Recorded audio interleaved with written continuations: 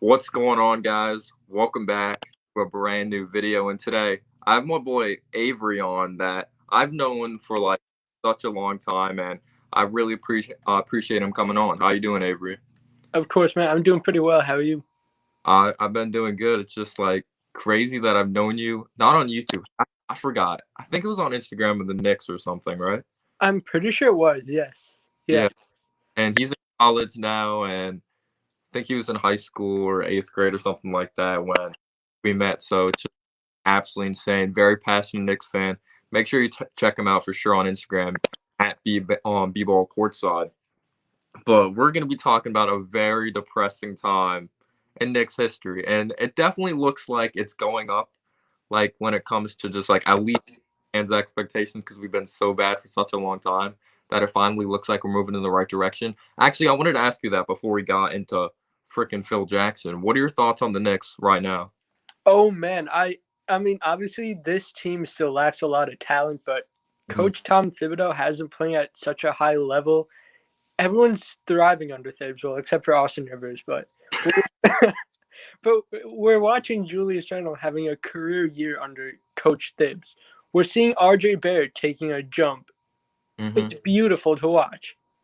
Yeah, like I love RJ, but I'm also so hard on RJ because I'm like I expect more. So at the beginning of the season, just like taking these terrible shots, it really pissed me off. But now he's shooting like 35% from three, which is crazy, and he's starting to become more efficient. But definitely looks like we're moving in the right direction.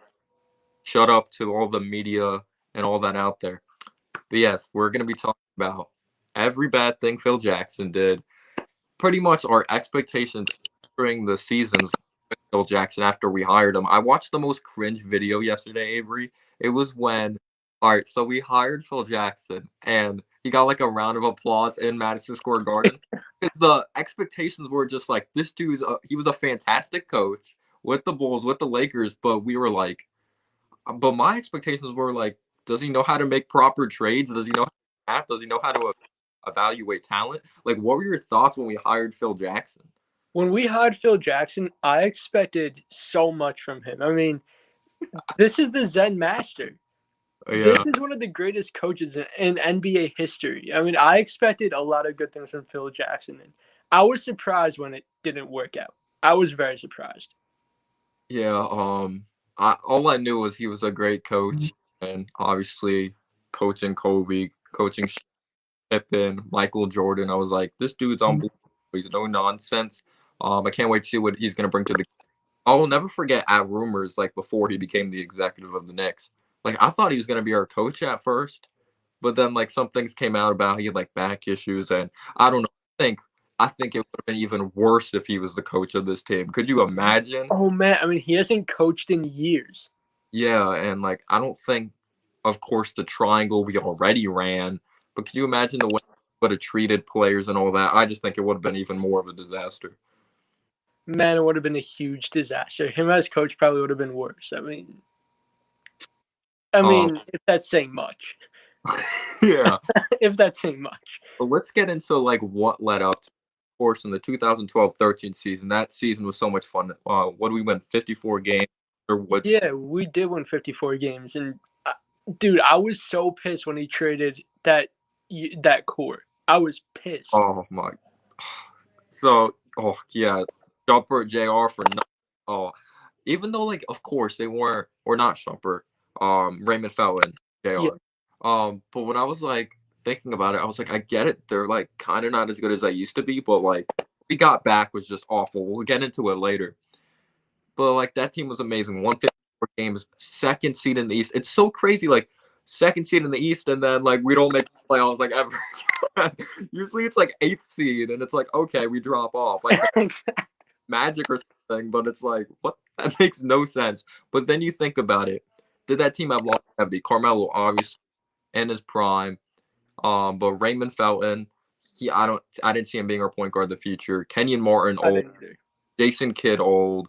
Shumpert, I thought was going to be part of the future. Like, I had very high expectations for Shumpert. Of course, he had the injury. Tyson Chandler, I believe his contract was going to be up soon. So I was like, there was no longevity because, of course, we gave up all the young players and all that for Carmelo and the draft picks. So What were your thoughts when that team just went absolutely downhill? Like after we made the playoffs, lost to the Pacers, of course. I expected so much from that team. I mean, from Mello. I mean, from Mello especially. Like, watching him in his prime in New York, man, it was amazing. And I had such high expectations for that team, and it was so depressing watching that team fail. I mean, it's the Knicks, so we got to be used to that. It was just like when you think back, like what ended that good era. Um, of course, you just think of who's not even in the league anymore. Roy Hibbert blocking Melo, Oh, Andy that Green, still gives me nightmares, man.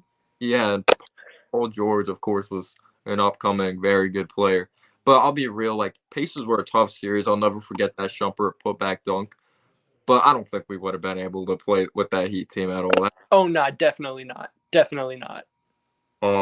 Yeah, it looked like after that, the Knicks were trying to compete. Like they didn't like realize, they didn't understand that we should blow the thing up at all. And we had like the time that like we tried to add Bargnani, that didn't work out. It was just awful. And Man, Bargnani was awful in New York. he played no defense. I'll never forget there was like 5 seconds left. Like no, there was like 20 seconds left. I think we could have just ball and he like shot a three. Oh, When, yeah, and Walt Frazier was pissed. yeah, that was awful. In that trade, actually, Glenn Grun, who was like thought Phil Jackson was bad. This was a bad trade too. So we ended up trading Bargnani or trading away Marcus Camby, Steve Novak, who I absolutely loved, but we knew he wasn't going to be like long term success.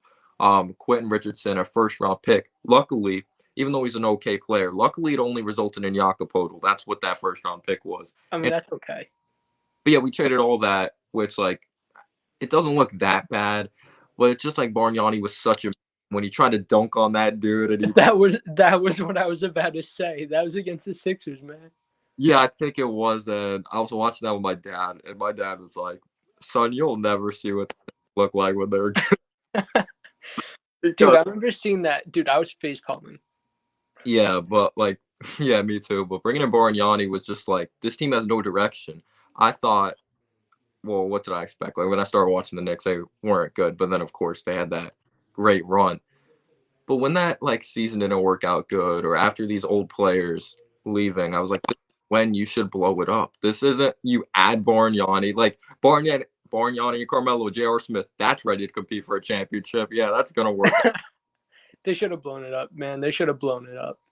Yeah, but they added talent. You could say Bargnani was talent. He was first overall pick. He wasn't terrible until of course he had the 1 year he averaged 20. But they had no direction. They had talent, but they had no direction. We went on to hire Phil Jackson as a president. We thought he was just Messiah. We thought he was just like he's gonna be great for us, like some god, but The Zen Master. the Zen master exactly. But no one really paid attention. Like, can he evaluate talent? Can he make the right move long term? And it was just so funny because Phil Jackson started bringing in these former Lakers, like Yeah, he tried to bring in Shannon Brown, that one Laker bench warmer, oh Lamar Odom, who was on crack. yeah, just like Stephen A. Smith says that Phil Jackson's first move as an executive was to get Lamar Odom. It was actually Shannon Brown. I didn't understand. Shannon Brown's literally only like he wasn't good.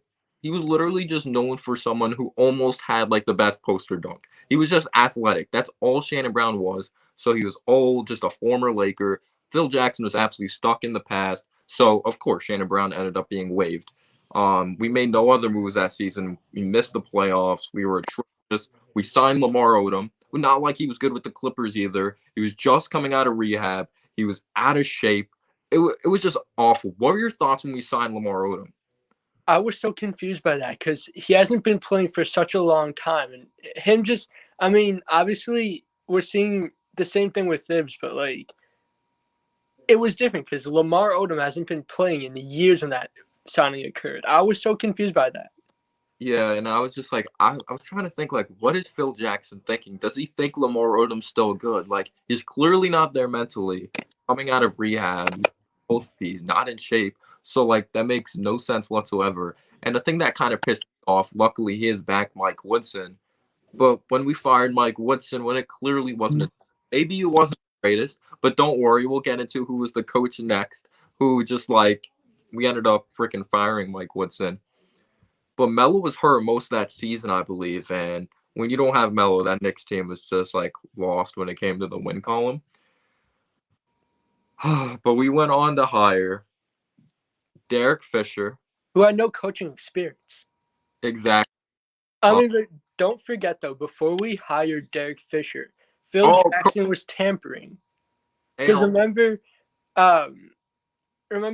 Phil Jackson was interested in Derek Fisher to replace Woodson and spoke about it publicly. Oh, and then he like covered it up. Oh, I said Kurt Rambis for a second. No, Kurt Rambis was later. I'm sorry, guys. Kurt Rambis was so bad, I had to say it. But yeah, he tried to cover it up, but Luke Walton still would have been terrible. You see what he's doing right now with the Kings. How is he not fired? Exactly.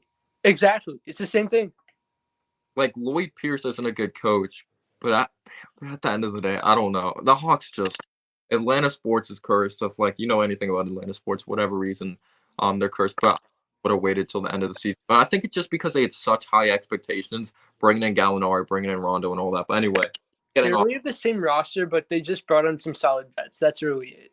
Yeah, pretty much. But yeah, Phil Jackson, tampering. He was discussing the job with Fisher while he was still under contract with the Thunder. He came out and said, keep in mind, this dude ran the triangle with the Lakers. He came out and said he pulled the triangle very well.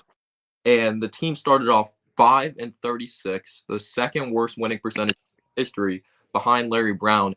And I didn't know if you knew this, but he was having relationships and also talking to ex-wives and girlfriends of. Oh, yes. Matt Barnes. Yeah, of Knicks and other teams, exactly. It was just so embarrassing. Not only not a good coach, he seemed like a douchebag person, and it wasn't good. It wasn't good whatsoever. But now getting into, we traded away Tyson Chandler. All right, Chandler I liked, but we knew he was like on the decline.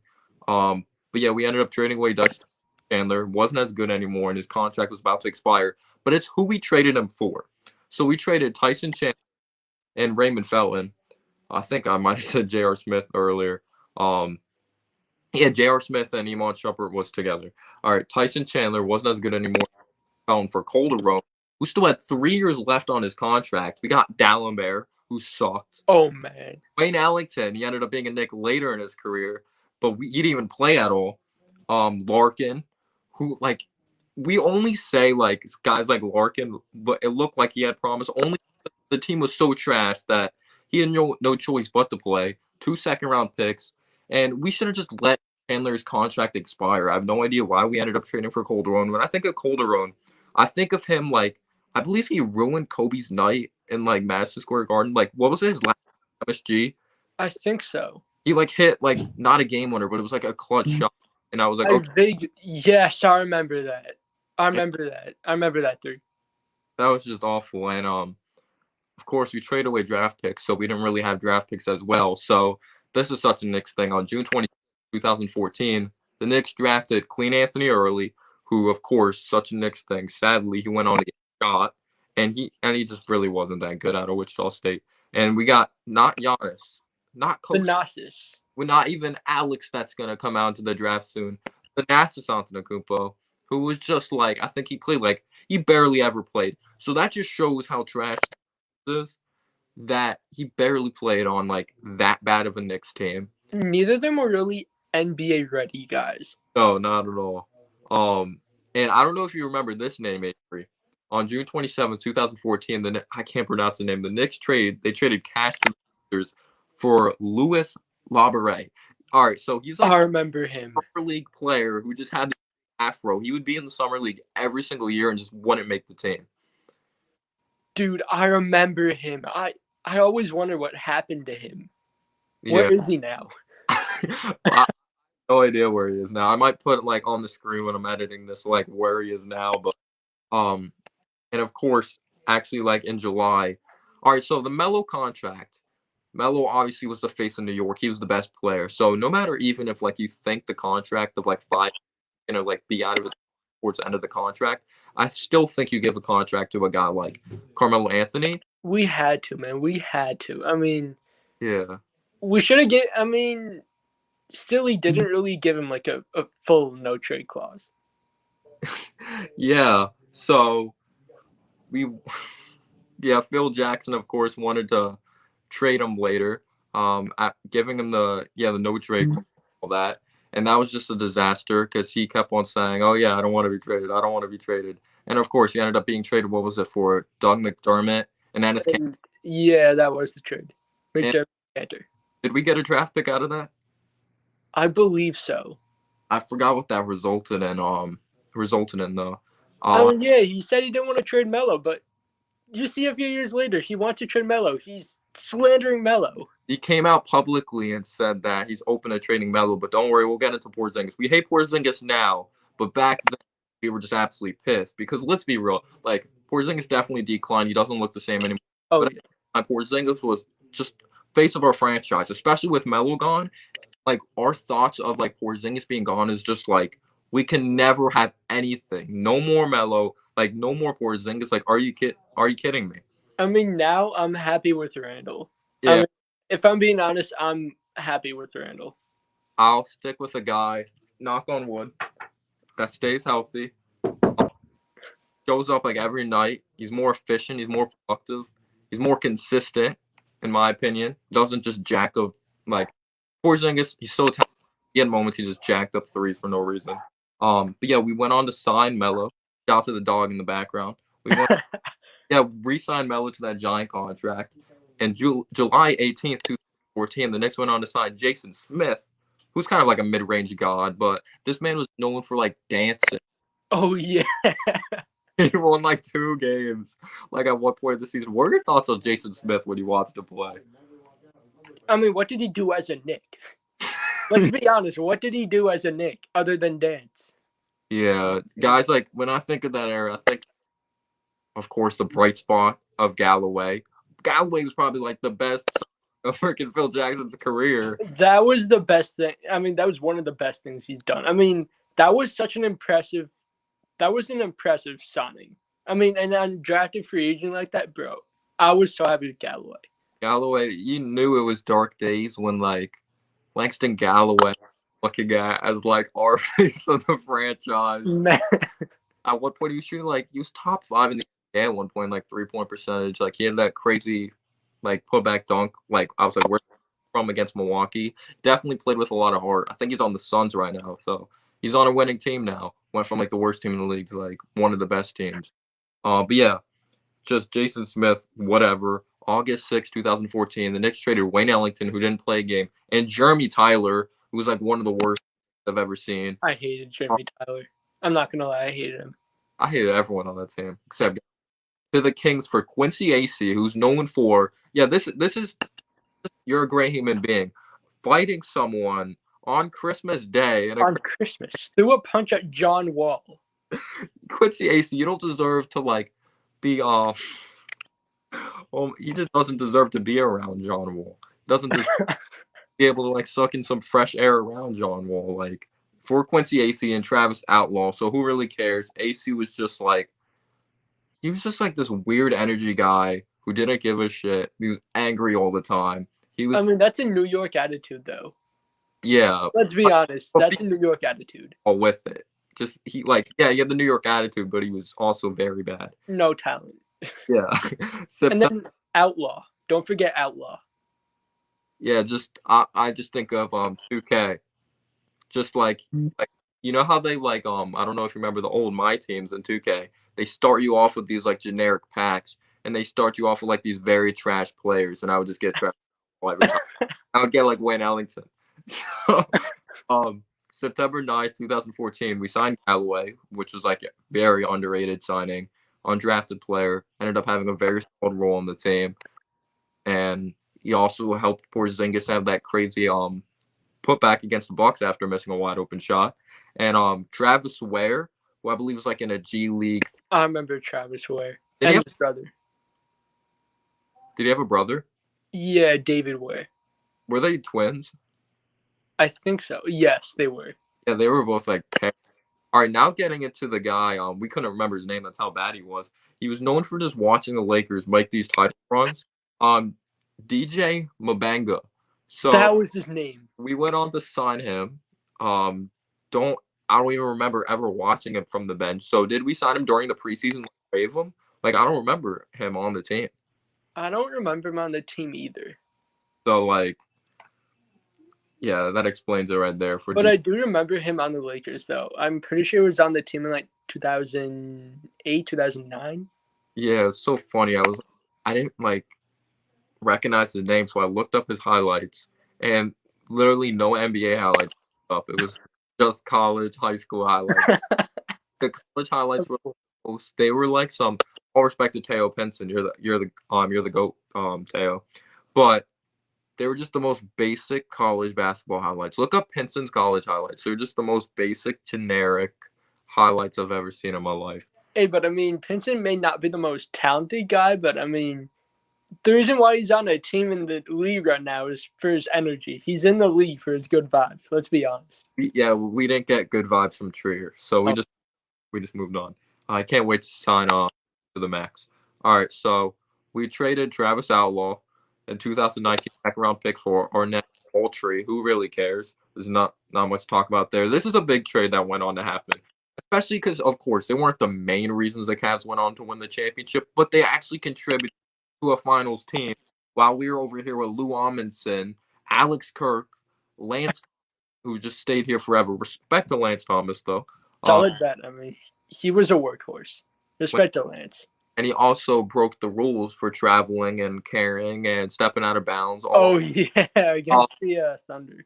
Yeah, and so yeah, we traded J.R. Smith.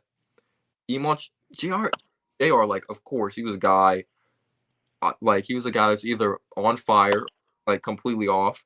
At this point in his career, he wasn't as athletic as he used to be because with the Knicks, Nick Tape days, like, he was just insane. Oh, man. Dude, 6-man of the year. Man, I miss JR. Yeah, just like those Knicks tape days were just like absolutely insane.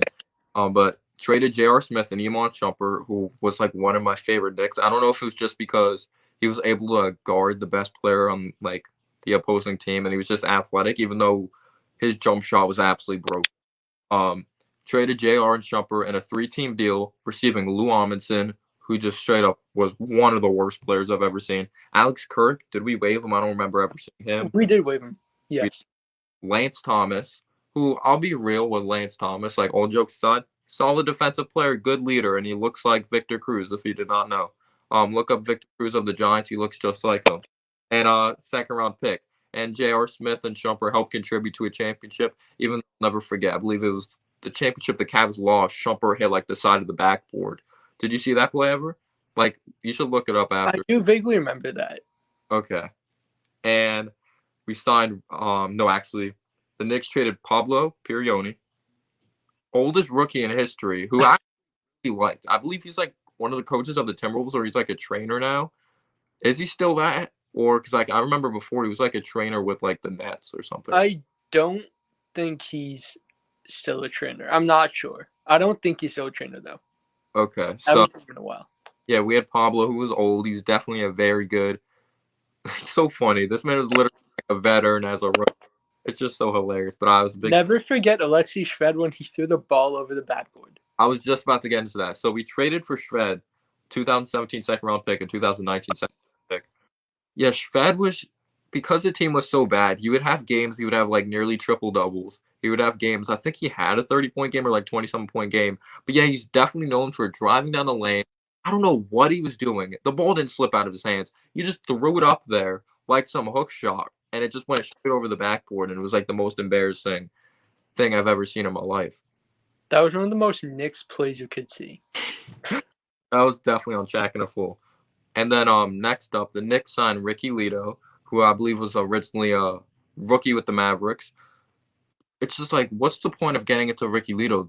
Like, of course, he's more big moves, not gave up a lot for Ricky Lito. But it's just like, this is Phil Jackson signing Ricky Lito. Like, what's the point of that? Just a roster spot? Like, because during that draft class, I'm pretty sure it was for a playoff spot because I remember Hardaway Jr. was hurt. Oh, at the time we got Lito. Yeah, just to fill in a roster spot. But anyway, I had like this really weak draft class, like basketball cards. Luckily, I got Giannis out of that. Didn't get Victor Oladipo. But yeah, that draft class absolutely stunk. Was Anthony Bennett in that draft? I'm pretty sure Michael Carter Williams was in that draft, I believe. He, But I just have Michael Carter Williams rookie card for no reason. Was that the? No, that wasn't. I don't think so. I don't think that was the way. So I think that was the Anthony Bennett at 1. Yeah, I'm pretty sure. So anyway, randomly I just have a Ricky Lito rookie card. So I might have to throw that in the garbage. Most random one you could have. Man. Yeah. So now getting into like probably one of the most embarrassing things when it comes to Phil Jackson. A draft prospect came out and said Phil Jackson fell asleep during Zach Collins. Was it Zach Collins? Yeah, I don't blame him. Then it's Zach Collins. Who cares?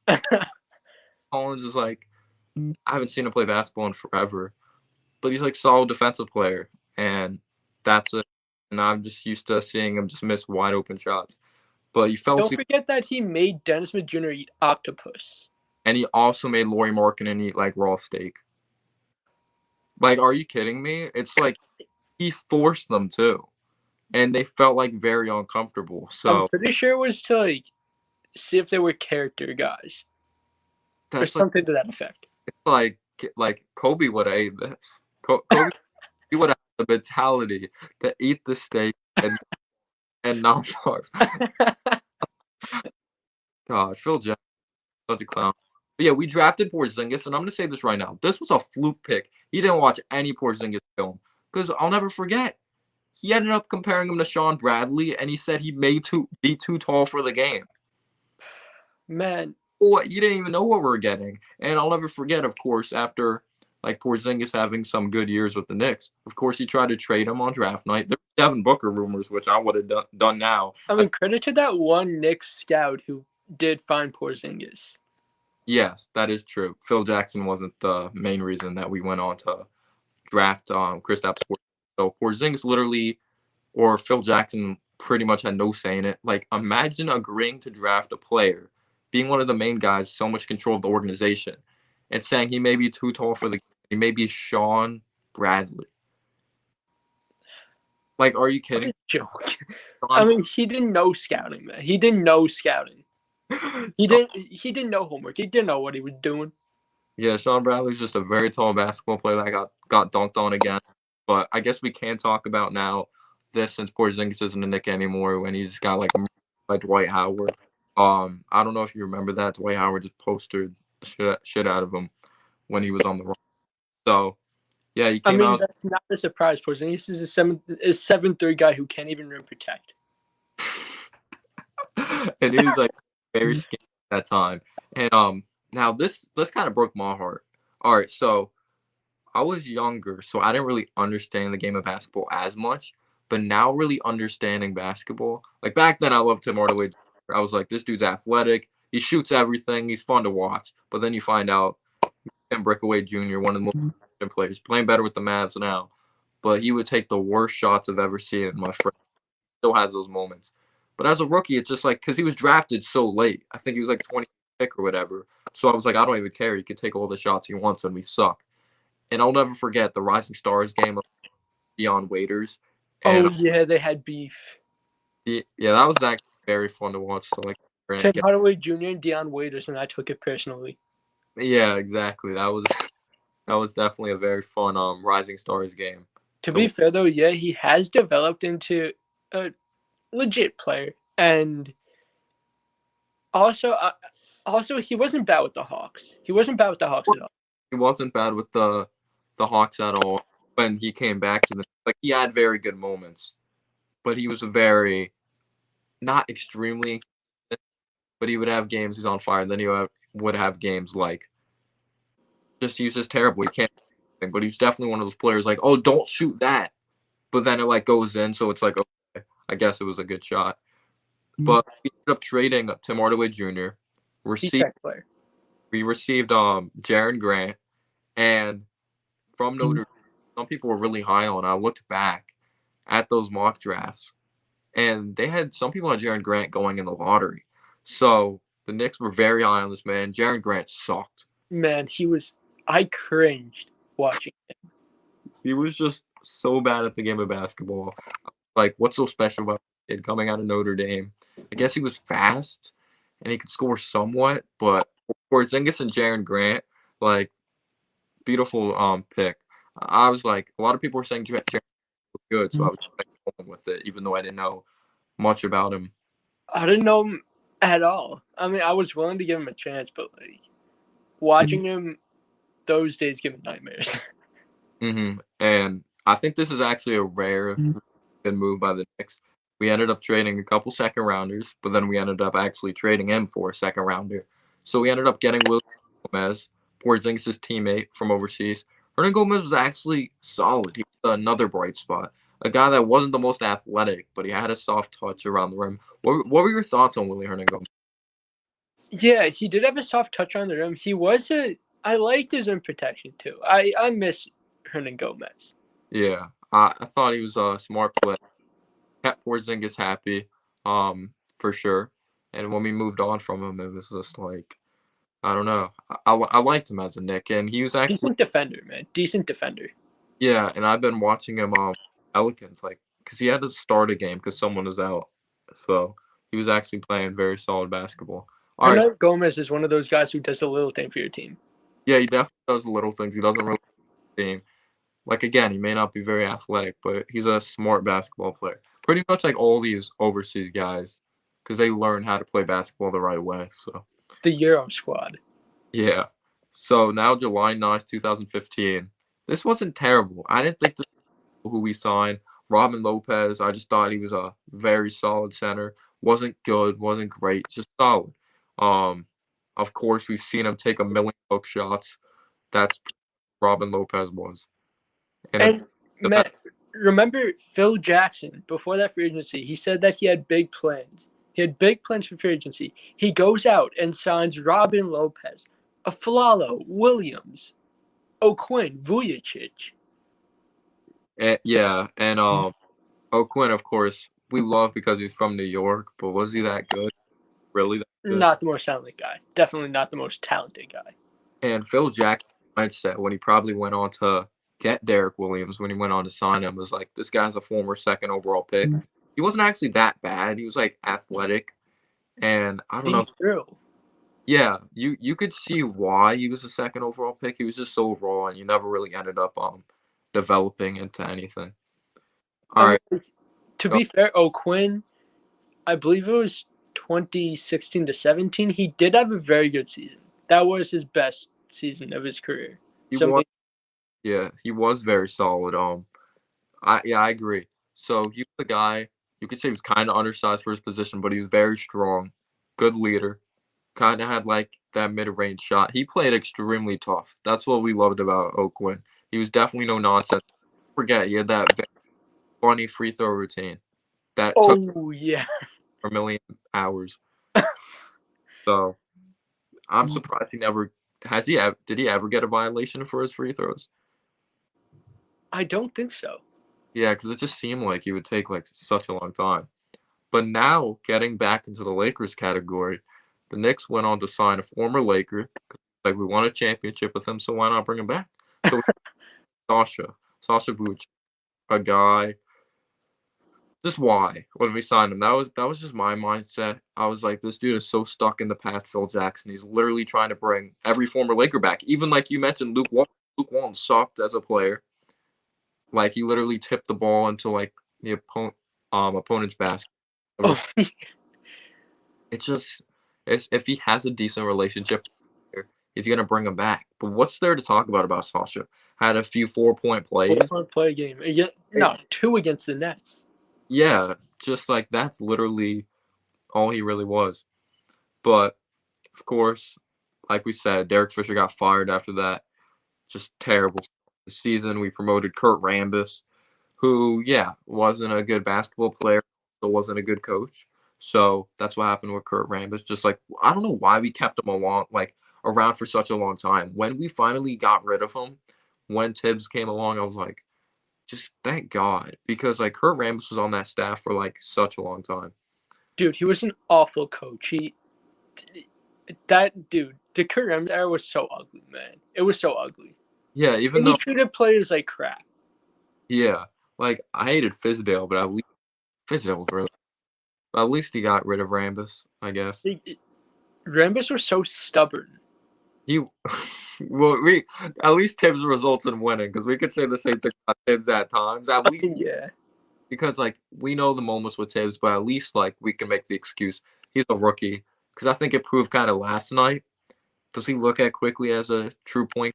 Is he like?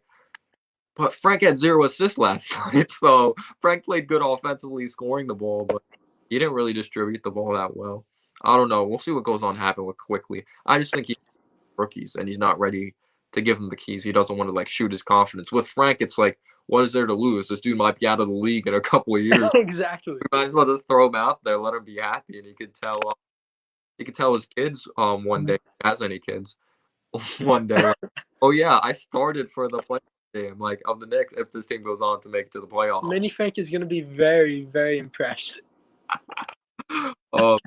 Yeah, on February 22nd. I thought this was a kind of cool day because his former New Yorker, beast in college, of course, complete bust though, drafted by the Kings, Jimmer Fredette.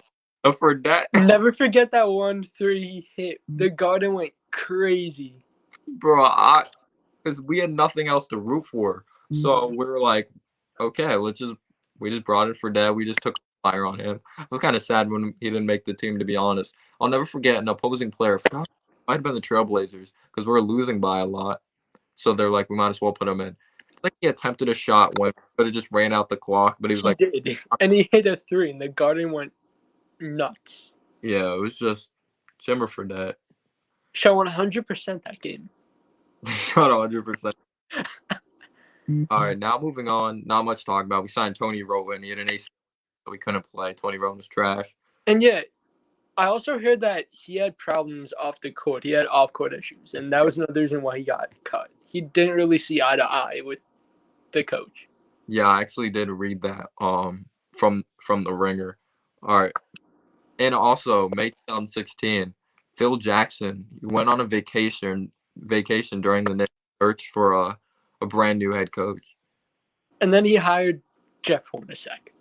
All right, my thoughts on Hornacek, he definitely wasn't as bad as Fisher. I mean, definitely not. He was a modern coach. It was just that he was very soft. It would be rare when you get angry. So funny, like during the Hornacek era, it was literally, why is Kuzminskis not playing? Did he sleep with his daughter? Because Kuzminskis looked so solid at times, but he was also an older rookie.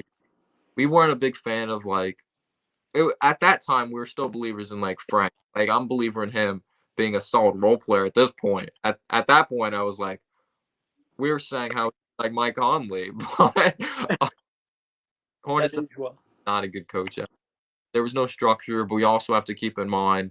I mean, I remember in 2017. I mean, we got off to a good start in the season, but I remember reading in the second half of the season, that's when Phil Jackson started really forcing the triangle offense, and that's when the team collapsed.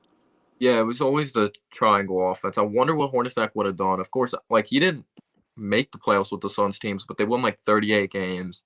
I thought he did I believe he never made the playoffs. I think he was just very close to making the playoffs. He was definitely known as an offensive type of coach, and the defense was just absolutely atrocious. But I mean, yeah, you really gotta wonder what he could have done with that team if Phil Jackson gave him more leeway, if Phil Jackson gave him more of a leash and let him really run a modern NBA offense. Yeah, and getting back from the Knicks, we started off strong, but let's be real. This is what happened every time at the beginning of the season. As long as we had Porzingis, this is what I hated about Porzingis. As you say he's more talented than Randall. Can you count on him every single night? That's the big thing. Of course, Randall had his first bad game. And also the thing about Porzingis too is he runs out of energy in the second half of the season. I hated when he said I was tired. But yeah, what I was getting to, it always looked like, oh my gosh, this looks like a playoff team. Tim Hardaway Jr. looks amazing. Oh, Frank, he hit that against the Pacers. He just dropped 40, and he hasn't gotten over 40 ever since then. But yeah, this man would get tired. He was just at the beginning of seasons. Oh my gosh, he looks like an MVP breaking these Ewing. And then he just like he's still averaging 20, but it's on very bad efficiency, shooting like 43%. And he would just like absolutely fall off. He wouldn't rebound. It's hard to defend with 7-3, but the rebounding always pissed me off about Porzingis in a Knicks uniform. I mean, his shooting, that's what's one of the most overrated parts of his game. I mean, people always look at him as, he's a big who could shoot. I mean, you got to look at the numbers. He's an inefficient shooter. He shoots like 30-something%, like 37%. Yeah, this season it's RJ actually has a higher 3-point percentage than Porzingis. I'm not even lying. I mean, that's the thing about Porzingis. That's the thing about Porzingis that I was always frustrated with. Everybody praised him for his shooting, but I mean, you got to look at the numbers. He shot way too many threes, for my liking too. And when he gained weight, this is the thing I would always hate. Like this video I made on my channel, a lot of people hated on it. I'm like, Porzingis is holding himself back. It has dislikes and likes. Because he would gain weight. Like he would do the same thing since his rookie year. Like he would post up, but he would never be patient. I'm like, post up like towards basket, put up a hook shot. Always just like not have the patience and just try to shoot over everyone. Like it's gonna work, but like when you gain weight, just get like a more quality shot than that and continue to like back someone down in the paint or something. KP can't back anyone down. But maybe he's soft. We'll see. Not even Nerlens Noel. Let's be honest. But yeah, then also Nerlens Noel has like ping pong paddles as like hands. He can't catch anything. Yeah, bro, we saw that last night. It's just complete. I don't know. It's just like we saw that last night. It was just awful. And on July 2016, we signed Marshall Plumlee, who's actually in the military now, I believe. Yes, he is. But of course, we got the worst Plumlee brother. We didn't get Miles. We didn't get Mason, who's actually decent over. I'm not good, actually. Mason's solid. He's a solid player. He's a starter on the Pistons. I don't know if that counts, though. I mean, Marshall, when he was in Knicks, he did make the most of his opportunities when he did see the court. Yeah, he wasn't. He was mostly in the G League, but of course, everyone got an opportunity. Wait, let's talk about this real quick. I didn't write this down, but the most hilarious thing when I knew the Knicks were officially hitting rock bottom is when we signed J.R. brother. I remember his brother vaguely, Chris Smith. Yeah, played like 1 minute. Like that's Chris Smith was just like we just signed him to make J.R. Smith happy. I vaguely remember him. And now getting into possibly the worst move. I believe this was the last season that we're paying him. Joakim Noah. We went on to sign Joakim Noah. He was on drugs and couldn't even play well. Yeah, we signed him to a $72.6 million contract to play in the G League, miss open, have the ugliest free throw form. Like it went in the past in his career, but of course it didn't go in with us because we're the. He was caught like stripping in Santa Monica, California. I saw that he was butt naked, middle of the street or something. Joakim Noah is just like peace with the Bulls, but again, this was to be fair though. That summer, everyone got paid. Timothy Mozgov got paid that summer. We even well, you could say I don't know if it's that much money, but we've like Courtney Lee a $50 million contract. I liked Lee. He was a solid bet for us. I liked Lee, and he was playing solid with the Hornets, and I believe that was like the season that the season after when we went on to pay him, like the season before the Hornets, I think made it to the playoffs, and like Lynn was actually playing like good in the playoffs. It was like fun to watch, and they haven't been to the playoffs since, I think. So I'm pretty sure the first year Lee was with the Knicks. That was when he had his free throw streak. Oh yeah, and yeah, Lee was definitely a good free throw shooter. He would hit some big time shots from three, but I don't know if it was just me because he had the one moment, or he always missed layups on fast breaks. I mean, he was decent. That's what I'd say at best. He was decent. He was an okay. He was the best signing by far, in my opinion. Definitely I mean, that's pretty sad, though. That's pretty sad. Saying Courtney Lee's the best signing. He was a good defensive player. I thought he was a good player. I didn't think you can go wrong with you can't go wrong signing 3-and-D players. They fit of course, that's when it was just starting up. Freaking Curry was of course shooting that many threes. Now you have like LeBron. You think because of Curry, LeBron shoots these deep threes. Like you'll see out of nowhere, he crosses half court, does like that step back, or he just shoots from the logo. Sometimes Curry changed the game, brother. Curry changed the game, man. Curry game. Exactly. But I thought Lee was solid for us. But Joakim Noah, $72 million just to play in the G League, stay hurt. And this is a signing some people may, but I like this signing. When we went on to sign Brandon Jennings, um, I thought it was a good bench move, but then I also thought it's not the same. Like he was not the same as he used to be like in the past and like the There Pistons. were times when he would chuck up shots, and I'd just be watching, thinking, "What is this dude doing? Yeah, What is he doing?" like he definitely wasn't the same since the Bucks days. He would take terrible shots. I just thought he was gonna be a nice bench piece, but I hated Brandon Jennings for sure. And then he got waived at some point in that season, and then he called out the Knicks. And don't forget when Knicks fans right away blasted him on his social media. We blessed everyone. We attacked Brandon Jennings, OD. Yeah, yes, we did. All right, so we talked about Lee. Went on to sign Kuzminskis, who was okay. What were your thoughts on Kuzmin? Like, remember when there was like shout out to Don't Snooze on Kuz? Is that still a page on Instagram? I haven't checked that page in such a long time. I forgot about him. Yeah. I mean, Kuz was solid.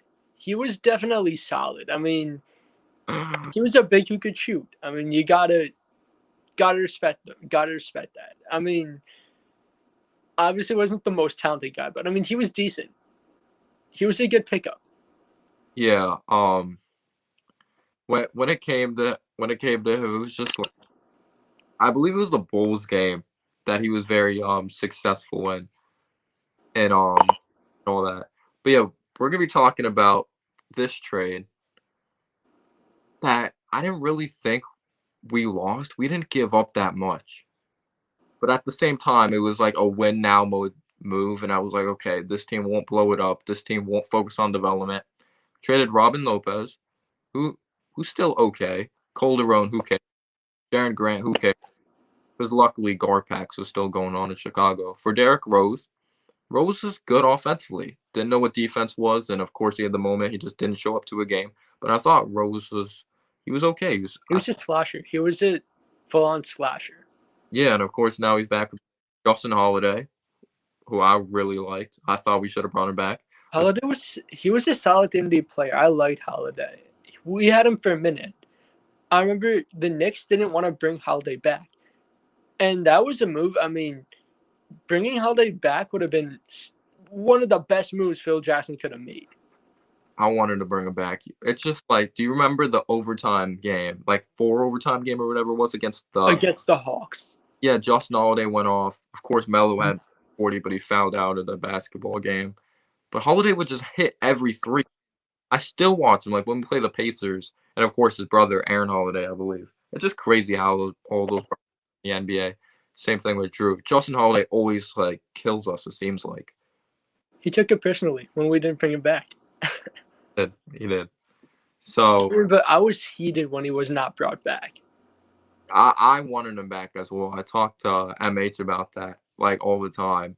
But the big thing with was definitely to win now. Super team thing came out with Derrick Rose.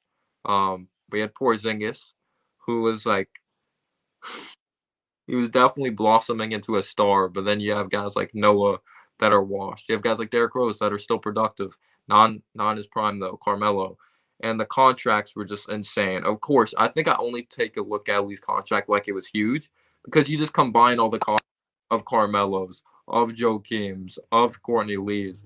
So then you just think about it like, geez, like this team has no cap space at all. I mean, yeah, again, that summer, everyone overspent. Yeah. Everybody did it. Yeah. Mozgov was just Luol Deng too. Luol, yeah. Like the Lakers were just like, I don't even know what they're doing. And of course, we went on to run the triangle. Phil Jackson still thought it was the Bulls days. He still thought it was the Lakers days. Except like we didn't have the personnel, and teams still run the triangle, but they don't run it the exact way Phil Jackson does. Like Greg came out and said that he runs some of the triangle, but like also you have to make sure that it fits the NBA. And like no player nowadays wants to just straight up learn the triangle. Rose said like in the interview, I have no choice but to learn it. Everyone's confused. We don't know what we're doing.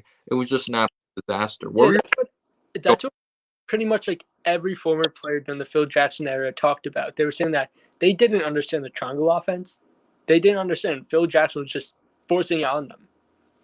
yeah, it was just an absolute disaster. I was like, As Derrick Rose said before that season, he knew that team was shit. He knew they were. like Hornacek, we could say wasn't a good coach, but I also felt bad for him because he never got a true chance with the basketball team, if you know what I'm saying. Yeah, I mean, still Phil Jackson was forcing him to run an offense. Just atrocious. So yeah, he didn't know this team had no direction. You could say it had talent. Of course, if this team was around like 10 years ago, then it would be a super team. But direction didn't recognize when to blow it up. Just so much drama going on. Hire a guy that was so unexperienced just because he has a relationship with him of Derek Fisher. We went on to sign Maurice Endor, who was just like, I hate him to this day. who cares? I think I hate that man to this day. against Remember that shot he made in the last game of the season? Sixers, It was against the Sixers. and it ruined like our odds to get top pick. We probably still wouldn't have got it, but it ruined the ping pong balls or whatever with the Wolves. I still don't forgive that man to this day. I hate Endor. Yeah, and also guys that are watching this video, notice how we're not mentioning the draft because we pretty much traded all our draft capital. Like this is how bad Phil Jackson was. He literally didn't care. Of course, it's 2016 draft. I believe, yeah, that wasn't the Barney. Like I got that mixed up. I think you correct in the comment section. So the Jamal Murray pick was from Carmelo Anthony. I thought it was from Bargnani for a second, but I was like, yeah, Bargnani wasn't a Nugget. I don't know why I thought of that. But actually ended up being Jakopoto, which it helps because Jakopoto really isn't anything. If it was Jamal Murray though, like imagine getting Bargnani for like Jamal Murray or something like that. That would have been just pure awful. And now a fan favorite, Ron Baker for some people, Ron Baker, the shot maker. the human helicopter. I Anthony, mean, to be fair, he was solid as a Knick, but I mean, he did have some injuries. I mean, he did start solid as a Knick. I liked him at first. and did you hear the story? Of course, Ron Baker got hit in the face. Ron Baker played very hard though. He really did. I remember him dodging the ball. Ben Stiller's probably like, "Who the hell was this?" But he played hard. I'm part of that one game with the Hawks. He was just like, it's so funny to think about it. Fun fact: he was a high option, like over Fred VanVleet when it came to the Wichita State team. Which like Fred VanVleet's like, all right, Ron Baker higher option than me. Like I took that personal for sure. Tell your Ron Baker story. You said he's an asshole, right? He was an asshole. I'll tell this story. So before Knicks game, I was by the players' entrance, and I see Ron Baker walk into the garden. He doesn't even have anything in his ears. He's not listening to music or anything. So I start calling his name. I'm asking for a picture. Walks right past me, doesn't look at me, doesn't say a word to me. That's such an dude. He's not even. I mean, I would understand if he was a LeBron James player, But it's but wrong. it's Ron Baker. It's a nobody. That's I mean, he was bound to be out of the league in like 2 years. yeah. The nicknames he got, the one guy from Scooby Doo, Ron Burgundy. Oh yeah, Mellow. Mellow gave him that nickname. It was just like it was just funny for sure. But Ron Baker wasn't good. Played hard though. When you're not good, the least you could do is like play hard. That's like the most you could do out there on the floor because he wasn't athletic. It was basically like me or you going out there on the basketball court. Right, that's what Ron Baker was. Actually, Respect to Ron. He was a hustle guy though. Those guys are valued in the league. So I mean, respect to Ron Baker. Yeah, and actually, wait, it's like the most generic dunk ever. It's like when your player's on like 60 overall when you start off back in like 2K17, and like you have the most basic two-handed like animation Ron Baker had against like the Raptors, but Ron Baker is just. And we, oh yeah, don't forget, Mills ended up giving him like the $8 million contract, right? Dude, I don't know why Steve Mills and Jeff Hornacek love the man so much. They loved him more than Frank. Remember, at one point he was getting more minutes than Frank. Man, especially Jeff Hornacek. He loved Ron Baker. He did. I don't know what was Ron Baker like. What was he doing with Jeff Hornacek? Were they doing something behind the scenes? I have no idea. That was just awful. And this is something I actually found out when I was going terrible moves Phil Jackson made on ESPN, and I found this story like in my recommendations or whatever. I didn't know that Phil Jackson, he was engaged with Jeannie Buss, but they never got married. I think I remember hearing about that. And they ended up breaking up, so they aged for such a long time for whatever reason. I think Jeannie Buss tried warning him, don't take the Knicks job or something Yeah, like because she wanted him to live in LA. I'm pretty sure. so she was just like, well, you're not the same anymore. You're not the pimp with the high shorts that won a championship with the Knicks back then. You're just terrible at your job, and you accidentally drafted Porzingis just to try to trade him. So I'm breaking up with you. Yeah, Phil Jackson was so bad, but I didn't know that they were together. That's just funny to me. Um, but yeah, a lot of stuff came out. Obviously, the culture wasn't good. Rose not showing up. Carmelo Anthony being pissed. Everyone hated the triangle. He literally said it's just the basketball, and he had no. Derrick Rose even said himself, the culture from 2016 to 17 to now, it's changed so much. It's just. It's just fresh. It's just a breath of fresh air at this point when it comes to the Knicks culture right It's now. a sigh of relief. Knock on wood. Steve Mills automatically comes back from the dead, but Oh nah. uh, We did bring him back. Remember, we let him go and then we did bring him back at some point. yeah, sadly. But yeah, everyone hated the triangle. Rose didn't show up to that game. Phil Jackson came out and said that like he wants Carmelo Anthony gone and all that. Luckily, he wasn't the one that went on to trade Carmelo Anthony. You know, Scott Perry and Steve Mills did for Doug McDermott and his Cantor and some draft pick. I don't know. I think it resulted in Mitch. Wasn't there a second round pick we traded for that resulted in Mitch, or was that ours? That was ours. That was ours. Okay. I'm pretty sure that was ours. Yeah. All right. So the Knicks signed Jason Randall. All right. What were your thoughts on Jason Randall? I mean, the Knicks playoffs are already out of the picture at that point when we signed Randall, Yeah. the original Randall. I mean, he wasn't bad. It was so sad. It was so sad. Chase and Randall starting for you. That's pretty sad. I think this is our mindset. This was our mindset back then. It was just because everyone was bad. So when we brought in a Kuzminskis, we thought they were good at basketball because we haven't seen such good basketball in such a long time. So the reality is Chase and Randall. It was just that we had nothing. So Randall just looked decent to us. I remember it was an actual topic. Who should we start? Who are you comfortable starting? Ron Baker or Chase and Randall? That was an actual topic. I'll never forget. Yeah, we entered a season. Ron Baker was like, he could be our point guard in the upcoming season. I was like, oh my gosh, we're about to roll into a season with Ron Baker starting at point guard because Frank wasn't ready. He was raw. But yeah, Randall was just, of course, we played him when we lost to the Magic. He had to start. We lost to Chase and Randall. He took that personally. I think he had like 3 points, 5 turnovers.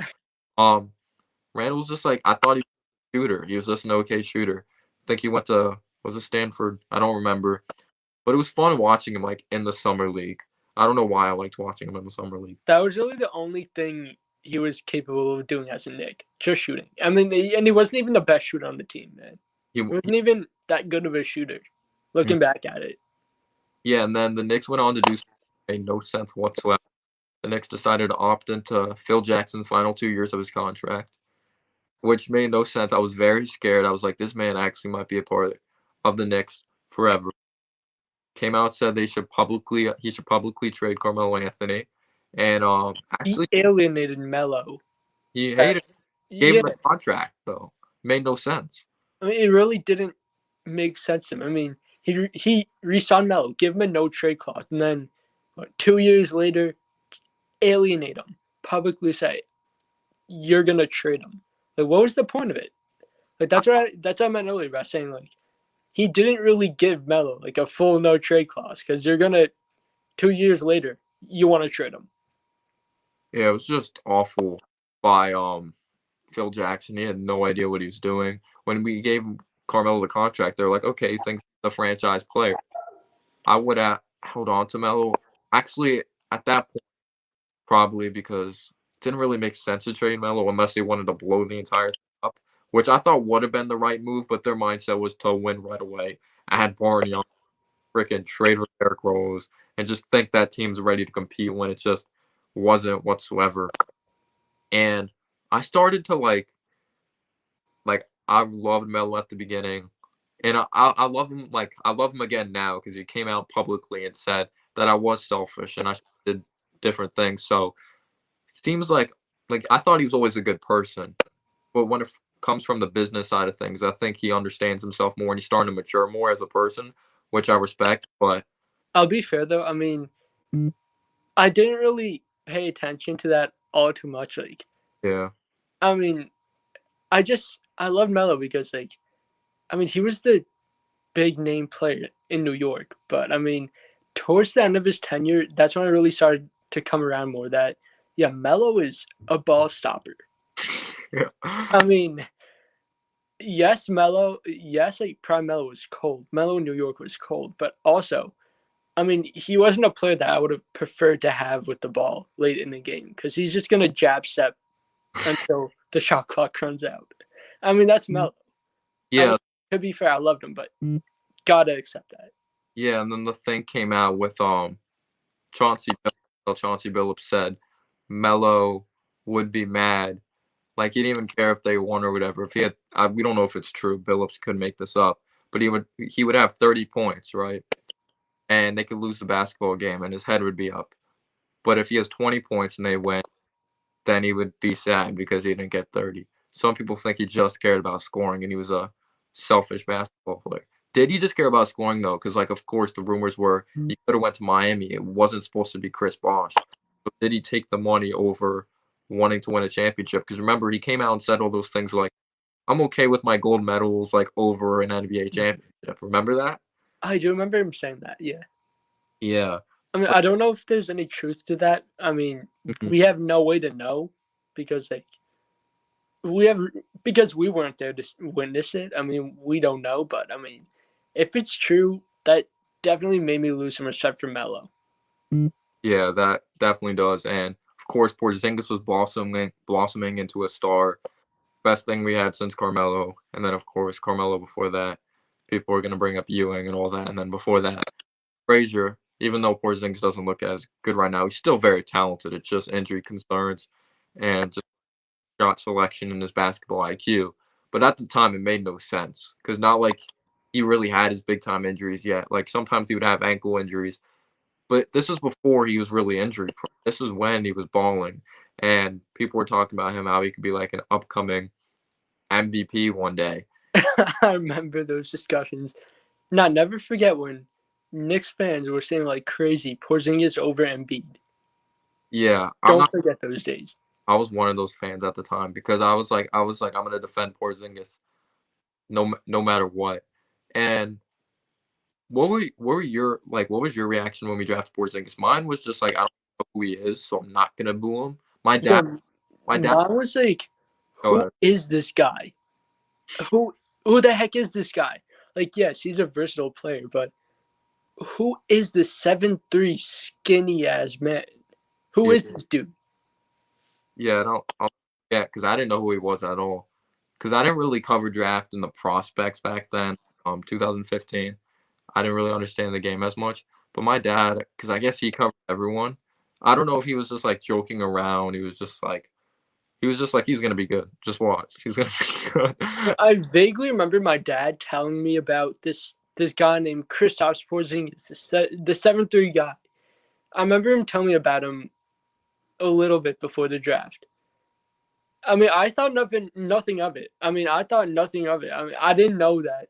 I don't think anybody expected the Knicks to draft the 7'3" guy out of nowhere. Yeah, especially the little kid draft night and I mean, father. I'm not gonna lie, I wanted Okafor that draft. It's so funny to think about because I'm not gonna lie, I really wanted Okafor. a lot of people wanted Moutier. A lot of people wanted Winslow. Some people wanted them. Oh, dude, Moutier was supposed to be John Morant. John Morant, John Wall is the main comparison. Yeah. What John Morant is now, that's what people thought Moutier was gonna be. I really wanted Moutier, and Okafor, mostly Okafor though. Yeah. So after that, of course, there's rumors might trade Porzingis on draft night for Lauri Markkanen, who I thought at the time, I'm like, Markkanen just literally a Walmart Porzingis that like plays zero defense. Even though I'm not saying Porzingis is couldn't guard the perimeter. Well, he's 7'3" and he's a lanky, so it's kind of hard to do that. But yeah, he forced draft like Dennis Smith Jr. to eat octopus, like we said, Markkanen to eat raw steak, and we went last thing for Phil Jackson. We drafted Frank for the triangle. I think that would have been the most fascinating thing ever. Like, do you think Frank would have been a better player in the triangle? And we drafted Dotson and Ormal, like the worst player I've ever seen. Dude, Dotson was better than Ntilikina. Dotson was. He's better than Obi right now. Dude, I wish we kept Dotson. I mean, he was. We need a 3-and-D player like Dotson right now. Yeah, but to sum it up, because of course Phil Jackson ended up being fired. James Dolan actually did something somewhat smart and made the right move. Well, even though Dolan's been quiet for right now, he's been quiet. So that we need him to be quiet. Yeah, we're not going to be good unless James Dolan remains quiet. Yeah, that's the main thing. We can't let him get too involved with the person. You better say nothing, bro. Yeah, like everything like that. You didn't want him to trade Mellow, but that is pretty much the long era of Phil Jackson. Phil Jackson was just like the Knicks were still bad before that. Like they still had the Isaiah Thomas days and all that, but Phil Jackson was not even rock bottom. There should be a brand new term, but appreciate you coming on the channel, Avery. Of course, man. A lot of fun. Make sure you follow him on Instagram for sure, because Instagram's stupid and locked him out of the Knicks universe. Oh yeah, that was just so dumb. But yeah, make sure everyone follows this. Anyone that listened to the end, you guys are crazy. But peace out, y'all. Peace.